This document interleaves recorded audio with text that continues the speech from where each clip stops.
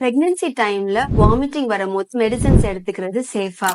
என்கிட்ட நிறைய pregnant patients vomiting வரும்போது பிரெக்னன்சிக்கு மெடிசன்ஸ் எழுதி வாங்கிட்டு போவாங்க. But they do not take it.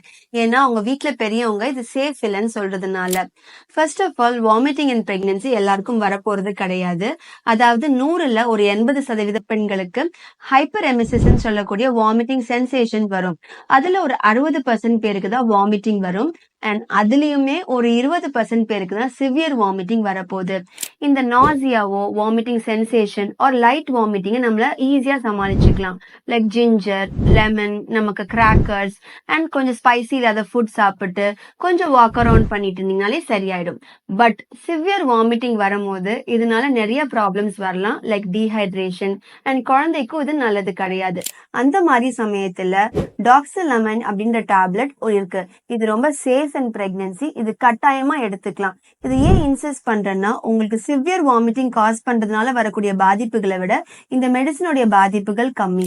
So ஒருவேளை உங்களுக்கு சிவியர் வாமிட்டிங் இருக்குன்னா உங்களோட டாக்டரோட கன்சல்ட் பண்ணிட்டு சேஃபான டேப்லெட் எடுத்துக்கிறது தப்பே கிடையாது. And have a happy and safe motherhood.